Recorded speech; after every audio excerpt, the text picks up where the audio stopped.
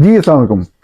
آج کے اس ویلاگ میں بات کرتے ہیں 3 موضوعات پر۔ سب سے پہلے کہ عمران خان کے آج جو جیل میں انٹریکشنز ہوئے، جو انہوں نے بیانات دیے، اس کے بعد بہت بڑی بڑی خبریں جو ذرائع کے حوالے سے، مذاکرات کے حوالے سے آ رہی تھی، مذاکرات تو پانی کی طرح بہہ ہی گئے، وہ خبریں بھی ضائع ہو گئیں۔ ہم بات کریں گے مریم نواز کے سعودی حکمران سے ہاتھ ملانے کے واقعے کے اوپر جو ری ایکشن آ رہا ہے اس حوالے سے۔ اسی طریقے سے ہم بات کریں گے کہ پاکستان اور بھارت کی انٹیلیجنس ایجنسیاں کیا کر رہی ہیں، دونوں کے کام کرنے میں ہمیں کیا واضح فرق نظر آتا ہے اگر ہم غیر جذباتی طور پر ایک ریشنل مشاہدہ کریں، جذبات کو ایک سائیڈ پر رکھ کر، حب الوطنی کے جذبات کو ایک لمحے کے لیے روک کر حقائق کا جائزہ لیں، تو ہمیں ایک واضح، ایک بنیادی فرق نظر آتا ہے۔ آپریشنز جو مختلف سیکرٹ ایجنسیز جو ہیں مختلف ممالک کی، وہ دنیا بھر میں اپنے ممالک کے اندر یا دوسرے ممالک کے اندر کرتی ہیں، خصوصاً اگر پاکستان کی اور بھارت کی مثال لی جائے تو مجھے کسی بھی حوالے سے کوئی را کا ایجنٹ یا آئی ایس آئی کا مخالف یا آئی ایس آئی کا ایجنٹ را کا مخالف قرار دینے سے پہلے یہ میری آپ سے التماس ہے کہ بہت ہی مختصر گفتگو کروں گا۔ یہ پہلا ہمارا موضوع ہے، اس کو غور سے سنیے گا اور اس کا ایک بالکل حقیقت پر مبنی ایک جائزہ لینے کی کوشش کیجئے گا، بجائے اس کے کہ آپ اس کے اندر کوئی بھی جذباتیت کا عنصر لے کر آئیں۔ ماجد نظامی سینئر صحافی ہیں، لاہور میں ہوتے ہیں۔ میں ان کو بارے میں بڑا کلیئرلی یہ سمجھتا ہوں، بالکل فیکٹس کی بنیاد پہ۔ میں نے کسی پہ تنقید بھی کرنی ہو تو نام لے کر تنقید کرتا ہوں۔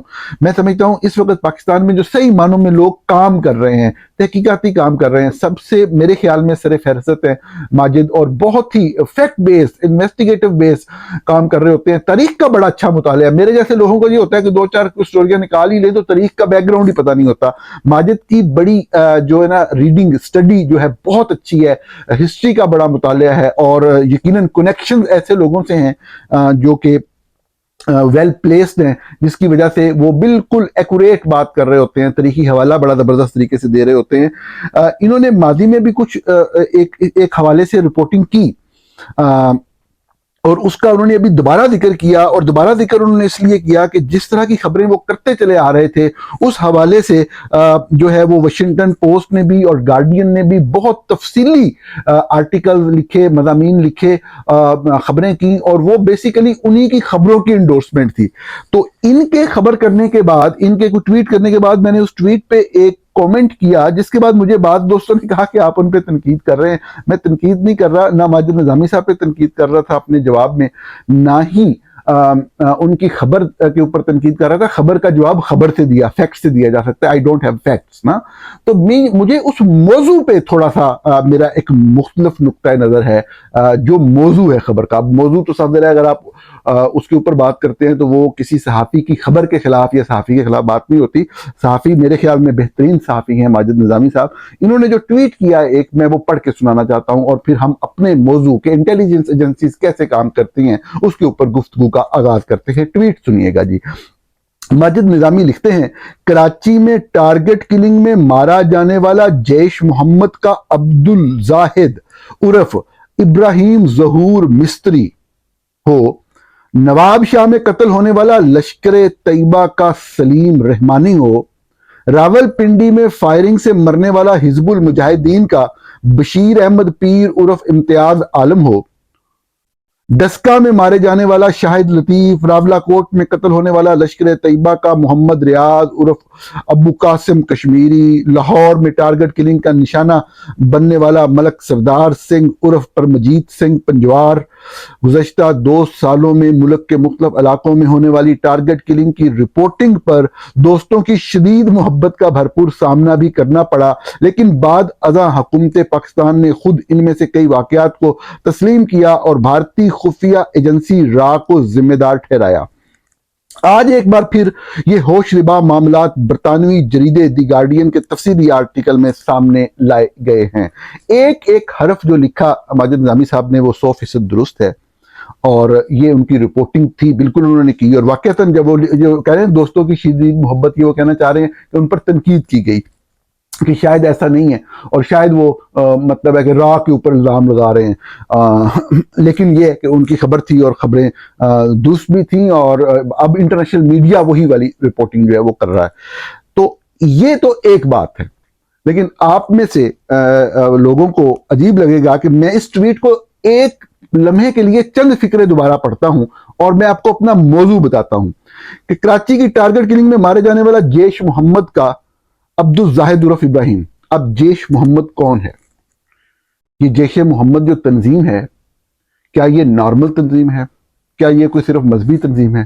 نہیں، یہ میرے شہر بہاولپور سے شروع ہونے والی ایک دہشت گرد تنظیم ہے۔ یہ ایک ٹیررسٹ آرگنائزیشن ہے۔ ہمیں دہشت گردوں کو دہشت گرد کہتے ہوئے، ٹیررسٹ آرگنائزیشن کو ٹیررسٹ کہتے ہوئے بالکل کسی قسم کے الفاظ کے اوپر وہ کمپرومائز نہیں کرنا چاہیے۔ تو دہشت گرد ہے، جو ٹیررسٹ ہے وہ ٹیررسٹ ہے، اسلام کے نام کا غلط استعمال کر رہا ہے، نبی اکرم صلی اللہ علیہ وسلم کی تعلیمات کا غلط استعمال کر رہا ہے، انسانیت کے اندر خوف و ہراس پھیلانا، انسانیت کے قتل عام کی بات کرنا، کوئی مذہب ایسی بات نہیں کرتا۔ یہ اسلام کے اوپر بدترین الزام ہے۔ میں صرف آپ کی توجہ یہ دلانا چاہتا ہوں کہ چاہے وہ جیش محمد کا بندہ مرا ہو یا جو لشکر طیبہ کا بندہ ہے، اٹس اے ٹیررسٹ آرگنائزیشن۔ کس طرح سے ٹیررسٹ ہے وہ بھی بتاتا ہوں۔ آگے وہ بتا رہے ہیں کہ حزب المجاہدین کا بندہ مرا ہے۔ تو یہ وہ آرگنائزیشنز ہیں ناظرین، کسی کے حق میں یا کسی کے خلاف کی بات نہیں ہے، بھارت کے حق میں یا بھارت کے خلاف کوئی ایسا آرگومنٹ نہیں ہے۔ میں صرف کہہ رہا ہوں ریشنلی ایک لمحے کے لیے سوچ لیں کہ یہ تمام آرگنائزیشنز، آپ ان کو دہشت گرد کہیں یا نہ کہیں، یہ علل اعلان کہتی ہیں کہ ہم یہ چیزیں کر رہے ہیں انڈیا کے اندر، یہ علل اعلان کہتی ہیں، یہ اوپنلی کہتی ہیں، یہ مانتی ہیں کہ ہم یہ اور انڈیا کو ختم کرنے کی بات کرتی ہیں، بیونڈ کشمیر بات کرتے ہیں۔ صرف کشمیر کے اوپر بھی آپ نہیں کہانی کے ساتھ کھیل سکتے، اور آپ کو پتا ہے کہ بیونڈ کشمیر بھی بہت سارے واقعات کیے گئے۔ کہاں کیے گئے؟ انڈیا کے اندر۔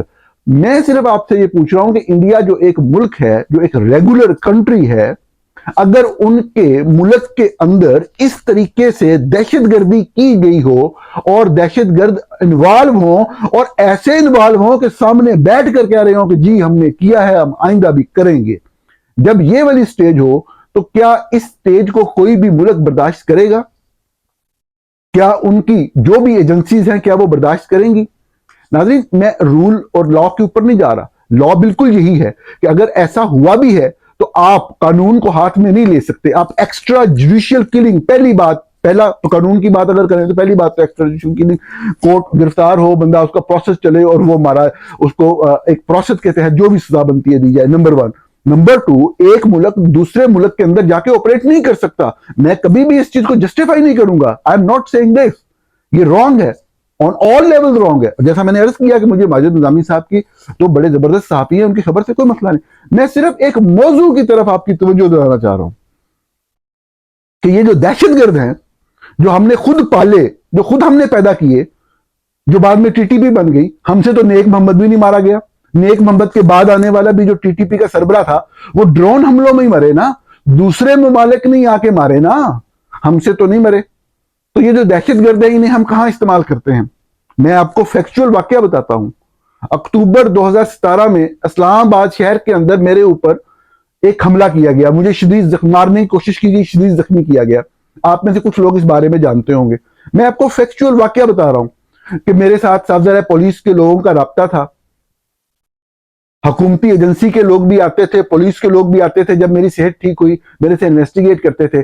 مجھے پولیس کے اعلیٰ افسر نے میرے گھر کے اندر بیٹھ کر بتایا کہ مجھے کہا گیا ہے کہ آپ کو یہ پیغام پہنچاؤں کہ ہماری تحقیقات کے مطابق آپ کے اوپر حملہ، اسلام آباد کے نواح میں ایک علاقہ ہے، وہاں پہ ایک مدرسہ ہے لشکر طیبہ کا، جو لشکر طیبہ سے ایسوسیٹڈ ہے، تو ان کے لڑکوں کے ذریعے حملہ کروایا گیا ہے۔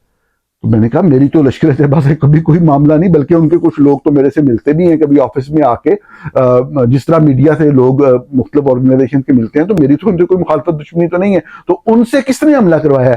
انہوں نے کہا وہ آپ کو پتہ ہی ہے کس نے کروایا ہے، صرف مجھے یہ کہا گیا تھا کہ آپ کو یہ بتا دوں کہ آپ پہ حملے کے لیے لشکر طیبہ کو استعمال کیا گیا۔ تو لشکر طیبہ जो दहशतगर्द तंजीम है वो दूसरे मुल्कों के अंदर कार्रवाइयों को तो छोड़ें, आप अपने मुल्क के अंदर अपने शहरियों के ऊपर जुल्म करने के लिए इन दहशतगर्द जमातों को इस्तेमाल करते हैं। ये दहशतगर्द जमात, ये मैं आपको बताना चाह रहा कि वो आपके अपने लोगों को ही मारते हैं।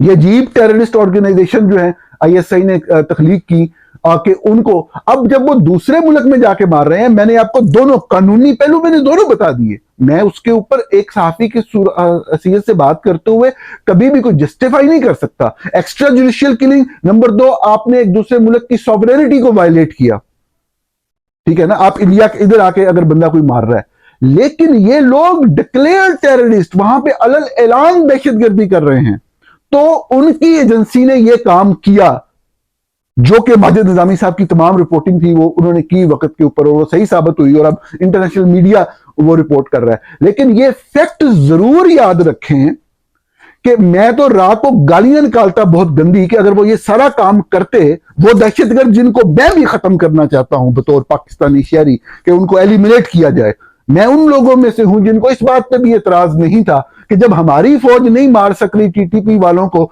तो चलो ठीक है, किसी तरीके से तो मर रहे हैं ना। रोजाना हमें हमारे गली मोहल्लों कूचों के अंदर आके बम्बों से उड़ाते हैं फौज के पैदा किए हुए ये दहशतगर्द। तो अगर यही रॉ पाकिस्तान के अंदर, तो बहुत बड़े बड़े साइंसदान भी बैठे हैं, बहुत बड़े बड़े डॉक्टर्स बैठे हैं, बहुत बड़े बड़े इंजीनियर्स बैठे हैं, बहुत बड़े बड़े फिलोसफर्स बैठे हैं। फिलोसफर तो खैर बहुत ज्यादा है। तो रॉ की जब इतनी एक्सेस है, तो ये दहशतगर्द जिनको ये मार रही है वो तो फिर भी अपने साथ असला लेके चलते हैं, उनके पास तो फिर भी कोई सिक्योरिटी मैकेनिज्म होता है नाज़रीन। लेकिन ये जो बेचारे साइंसदान प्रोफेसर, ये तो बेचारे वैसे ही फिर रहे होते हैं। तो रॉ इनको भी मारे ना। अगर पाकिस्तान की तरक्की की दुश्मन है रॉ या भारत, तो वो इनको मारे, तो फिर मैं गाली निकालूं कि ये मेरे मुल्क के दुश्मन है, मेरे मुल्क के शहरियों को, मेरे मुल्क के अजीम साइंसदानों को, मेरे मुल्क के अजीम प्रोफेसरों को, डॉक्टरों को, इंजीनियरों को मार रहे हैं।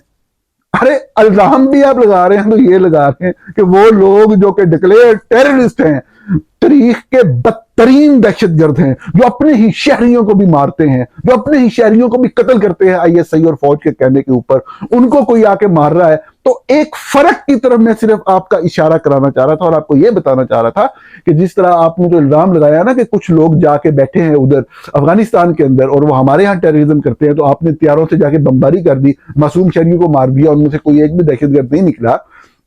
लेकिन आपने भी तो सॉवरेनिटी वायलेट की ना, आप भी तो जाके करते हैं ना। तो इसलिए जब आपके मुल्क में कोई आके दहशतगर्दी करे तो अगले जवाब देते होते हैं। ये लॉज, ये हकीकतें, ये वाले प्रिंसिपल, ये फिर से पुश रह जाते हैं। इंडिया की इन्वॉल्वमेंट तो बड़ी क्लियर है, कनाडा के अंदर भी उन्होंने किया है, अमेरिका के अंदर भी कोशिश की है, पकड़े गए हैं। तो वो कर रहे हैं और वो इल्जाम लगा रहे हैं टेररिज्म का, जिन लोगों को वो टारगेट कर रहे हैं। अब आगे से जवाब आता है कि जी ये सेपरेटिस्ट हैं, ये सेपरेटिस्ट मूवमेंट वाले लोग हैं, ये टेररिस्ट नहीं हैं, ये कहा जाता है, लेकिन इंडिया कनेक्ट करता है उनको टेररिज्म के इंसिडेंट के साथ। इंडिया के अंदर वो कहते हैं ये टेररिस्ट है, इसलिए हम पीछे लगे हुए हैं। अब आईएसआई क्या कर रही है दूसरे मुल्कों के अंदर? स्वीडन के अंदर साजिद बलोच को शहीद कर दिया, कनाडा के अंदर करीमा बलोच को शहीद कर दिया, और बीसियों वाकयात हैं कि अपने ही लोगों को, अपने ही शहरियों को जो सिर्फ तनकीद करते हैं, सख्त अल्फाज में तनकीद करते होंगे। साजिद बलोच ने तो सिर्फ आपके जो कनेक्शन से फौज के स्मगलिंग के अंदर और बड़े बड़े दुनिया के बड़े बड़े स्मगलरों के साथ जो ताल्लुकात थे उन्हीं को एक्सपोज किया था ना। करीमा बलोच अपने लोगों की आवाज उठा रही थी ना। तो आप तो अपने ही शहरियों के पीछे पड़े हुए हैं, अपने ही शहरियों को खत्म करना चाहते हैं, अपने ही शहरियों को निशाना बना रहे हैं आपकी एजेंसी। ये फर्क है ना दोनों की एजेंसियों के काम करने के अंदर। यही वाले जो लोग हैं, जो टेररिस्ट एलिमेंट्स हैं, क्या हम इनको कंटेन नहीं कर सकते? क्या हम इनको डिसबैंड नहीं कर सकते? क्या आपने कोई कार्रवाई की है आज के दिन? कोई किसी मजहबी जमात इस्लामी भी तो काम कर रही है ना, उनके ऊपर अगरचे इल्जाम लगे मुख्तलिफ कनेक्शन के, लेकिन वो एक ऑर्गेनाइजेशन है, एक पार्टी है, उससे 100 इख्तिलाफ किया जा सकता है, लेकिन वो दहशतगर्दी पे यकीन नहीं रखते। वो ये नहीं कहते कि हमने उठ के फलां की गर्दन काट देनी है जो हमारी बात ना माने। 100 बिस्मिल्लाह, 100% वेलकम। और अगर वो कभी जीते और वो इंतखाबी अमल में आगे आए, हम 100% उस चीज को करेंगे, चाहे हमारा नजरियाती इख्तिलाफ हो, क्योंकि वो हमारे मुल्क, हमारा हिस्सा है, हमारी जमात है। लेकिन दहशतगर्द जमातों को مذہب کا نام لے کے کبھی بھی برداشت، کوئی بھی معاشرہ برداشت نہیں کرتا. وہی معاشرہ برداشت کرتا ہے جو خودکشی کے اوپر آمادہ ہو. یہ تمام لوگ جو راہ نے مارے، جو ماجد نظامی صاحب کی خبریں تھیں، زبردست خبریں تھیں، ان کو سلام ہے.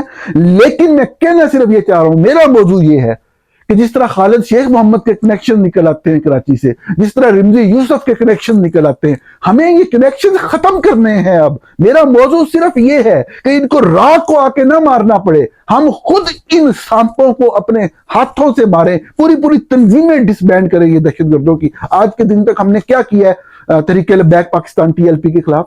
کتنے شہروں کے اندر وہ قتل و غارت کر چکے ہیں، کتنی بستیاں جلا چکے، کتنے گھر فنا کر چکے، اور دندناتے پھرتے ہیں ان کے دہشت گرد.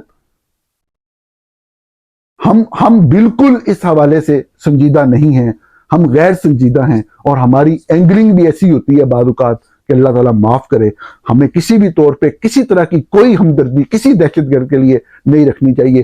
جو اصولی طور پہ بات غلط، اس کو کہنا ضرور چاہیے، لیکن دہشت گرد کو جو بھی ختم کرتا ہے وہ درست کرتا ہے. ناظرین، اگلے موضوع کی طرف چلتے ہیں، اور یہ موضوع ہے پنجاب کی وزیر اعلیٰ مریم نواز کے حوالے سے کہ جو متحدہ عرب امارات کے جو صدر ہیں وہ پاکستان کے دورے پہ آئے ہوئے ہیں. آپ جانتے ہیں کہ ان کا نام شیخ محمد بن زائد ال نہیان ہے، اور وہ جب آئے تو شہباز شریف اور باقی ان کے لوگ اور انکلوڈنگ مریم نواز ان کو ملنے گئے رحیم یار خان، تو وہاں پہ انہوں نے مصافحہ کیا، ہاتھ ملایا مریم نواز نے. تو اس کے اوپر جو ہے ایک تنقید کا سلسلہ شروع ہوا. آپ جانتے ہیں کہ میں تو ہمیشہ پنجاب حکومت کے اوپر جتنے بھی وہ کام کر رہے ہیں، جتنے بھی انیشیٹو لے رہے ہیں، میں ان کا بہت بڑا ناقد ہوں، میں تنقید کرتا ہوں، لیکن ہر دفعہ آپ سے یہ وعدہ بھی کرتا ہوں کہ جس دن کوئی ایسی ریفارم ہو گئی ایجوکیشن سیکٹر میں کہ میرے پنجاب کے غریب، جنوبی پنجاب کے غریب بچے جو ہیں سارے کے سارے اسکول پہنچ گئے، اور سارے اسکولوں کا ایک کوئی ایسی اسٹریٹجی ایٹ لیسٹ نظر آ جائے، کوئی ایسی پالیسی نظر آ جائے کہ معیار تعلیم برابر ہو گیا اور ایک سٹینڈرڈ کے اوپر ایجوکیشن دی جانے لگی ہے، یا میرے ہسپتالوں کا نظام جو ہے وہ تبدیل ہو گیا ہے، یا غریب کو کوئی روزگار ملنے کے لیے ایسا کوئی پروگرام آیا ہے کہ کمال ہو گئی ہے، میں بالکل 100% اس چیز کو اکنالج کروں گا، اس کی تعریف کروں گا. لیکن اب تک جو بھی چیزیں جو انیشیٹو نظر آئے ہیں، جو کارڈ دیے جا رہے ہیں، مجھے وہ ساری کاغذی چیزیں لگتی ہیں، وہ ٹک ٹاک کی ویڈیوز لگتی ہیں. میں تنقید کرتا ہوں، کرتا رہوں گا. لیکن یہ ہے کہ دیکھیں، تنقید جب بھی آپ کرتے ہیں نا، آپ اس تنقید سے اگلے بندے کو ایکسپوز کر رہے ہوتے ہیں. آپ کی تنقید کے اندر وزن ختم ہو جاتا ہے اگر آپ اگلے بندے کو گالی دینا شروع کر دیں، اگر آپ اگلے بندے کے اوپر نجائز تنقید شروع کر دیں. خدا کا نام مانے، ایک رسپیکٹ کا جذبہ ہمیں واضح طور پہ نظر آتا ہے، ایک احترام کا جذبہ نظر آتا ہے. جس طرح انہوں نے ہینڈ شیک کیا مریم نواز صاحبہ نے ان صاحب کو، وہ مطلب ان کے لیے قابل احترام ہے. اور اس میں پتہ نہیں ہم کس دور میں رہتے ہیں، کس طرح کی گھٹیا اور غلیظ سوچ ہمارے اندر ہے، کس طرح کے کومنٹس میں دیکھ. اور میں نے موضوع کا انتخاب بائی دا وے اس لیے کیا کہ PTI کے لوگ تو جو کر رہے ہیں نا، ان کو تو سمجھایا ہی نہیں جا سکتا نا. میں نے نون لیگ کے چند لوگوں کو دیکھا کہ جو کہہ رہے تھے کہ یہ انہوں نے غلط کیا، یہ ان کو یہ نہیں کرنا چاہیے تھا. شہباز شریف مطلب یہ وہ سوچ ہے جو خاتون کو گھر سے نکلنے کے اوپر جو ہے نا، اس کے اوپر ان کو تکلیف ہوتی ہے، اور مذہب کو بیچ میں لے کے آتے ہیں.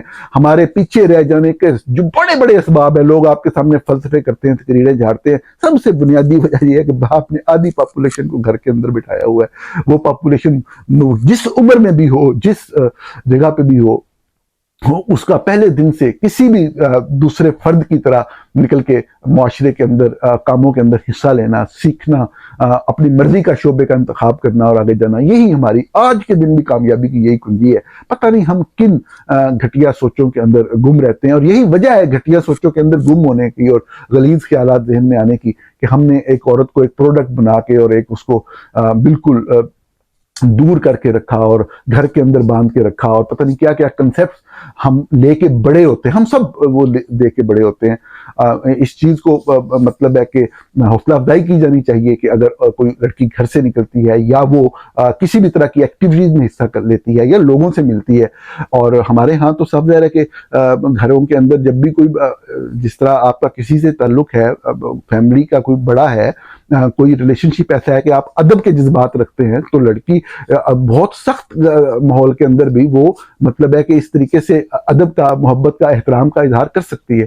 ہمارے ہاں تو تنقید وہی ہوتی ہے، وہ مطلب ہے کہ گھر میں کوئی آئے تو اگر آپ نے کسی لڑکی کو اپنی بہو بیٹی کو جو ہے وہ خام خواہ وہ پنچ کرنا ہو تو آپ اسے کہتے ہیں تم نے دوپٹہ صحیح طرح سے نہیں لیا ہوا تھا. یہ سوچ پائی جاتی ہے نا ہمارے معاشرے میں, یا وہ آٹا گندی ہلدی کیوں ہے.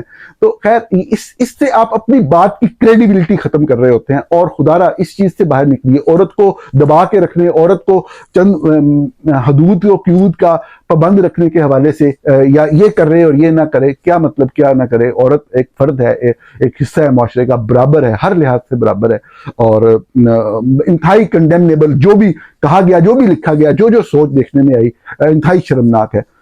ہماری بہن ہے وہ, ان سے اختلاف ہے, اختلاف رہے گا, لیکن غلط بات, غلط چیز انتہائی شرمناک ہے, اور اس کی ہر صورت میں, ہر لیول پہ کنڈیمنیشن جو ہے وہ کی جانی چاہیے. ناظرین, عمران خان اور پی ٹی آئی کے حوالے سے آپ کو پتہ ہے کہ مذاکرات چل رہے ہیں اور بہت بڑی بڑی خبریں آ رہی ہیں. ہم بھی گاہے بگاہے اس کے اوپر گفتگو کرتے رہتے ہیں, اور آپ کے سامنے یہ چیز بڑی کلیئرٹی کے ساتھ 3-4 ویلاگ پہلے بھی یہی رکھی کہ یہ جو باتیں ہیں بنی گالا جانے والی اور یہ ہیں.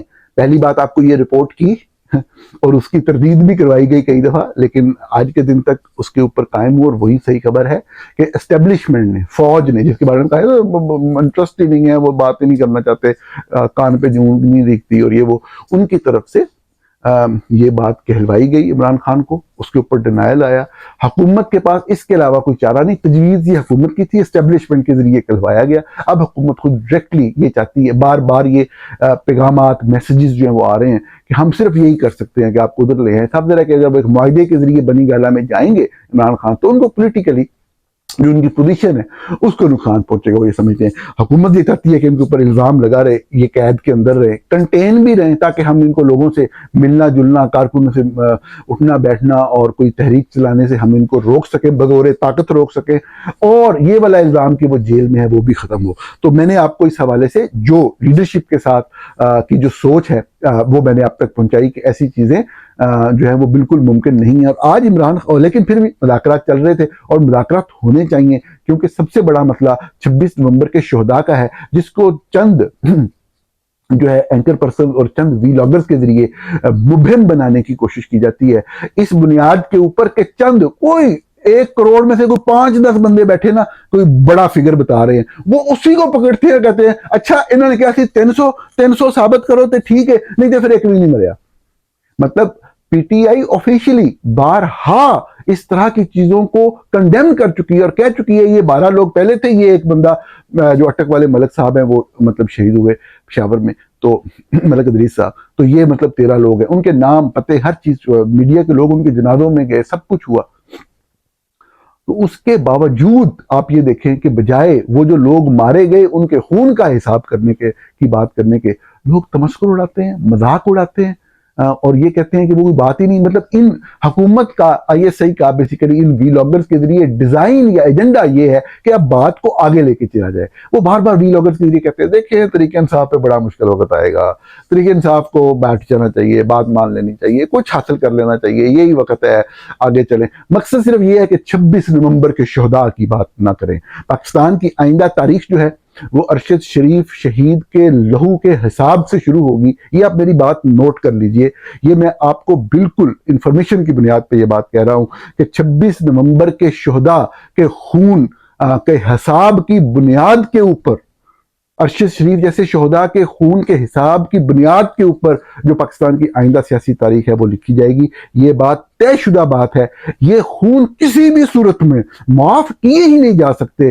سب کے سامنے ملک کے دارالخلافہ میں, ملک کے دارالخلافہ کی سب سے اہم سڑک کے اوپر لوگوں کو بھون دیا گیا گولیوں سے.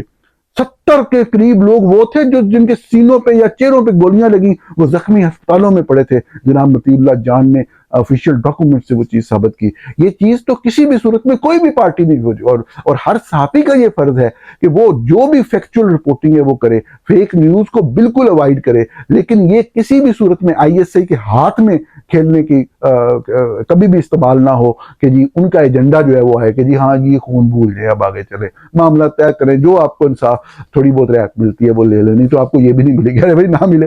تو عمران خان نے بہت کلیئرلی آج کہہ دیا ہے کہ وہ کسی بھی صورت میں نواز شریف یا کسی بھی شخص کا کوئی این آر او جو ہے وہ قبول نہیں کریں گے. وہ کسی بھی صورت میں وہ شہباز شریف کے لیے انہیں اردلی کا لفظ استعمال کیا. میرے خیال میں کوئی حکومت والے لوگ کس حوالے سے اب کس طرح بیٹھیں گے, کیا مذاکرات کریں گے؟ مذاکرات کی تو اب کوئی اس طرح کی بات بنتی نہیں ہے. لیکن بالکل مذاکرات گفت و شنید اس کی ہمیشہ جو ہے وہ ایک حوصلہ افزائی ہونی چاہیے, کوئی حل نکلنا چاہیے. لیکن حل مطلب وہ بڑے واضح ہے, یہی تو پوائنٹ ہے نا کہ اگر کیسز ہی نہیں ہے, کیسز کی کوئی کریڈیبلٹی نہیں ہے, کسی طرح کا کوئی مقدمہ نہیں ہے, صرف اس لیے کہ خوف ہے کہ باہر آئیں گے تو سیاسی تحریک چلے گی, تو آپ اندر کیسے کسی بندے کو جیل میں ڈال سکتے ہیں؟ تو اس حوالے سے عمران خان کا جو آج کا بیان تھا وہ بہت کلیئر تھا کہ وہ کسی بھی صورت میں کوئی ڈیل اسٹیبلشمنٹ کی یا کسی سیاستدان کی قبول نہیں کریں گے, وہ جیل میں رہیں گے. اور سب سے بنیادی معاملہ 26 نومبر کے شہداء کا ہے. ناظرین, پروگرام دیکھنے کا بہت شکریہ.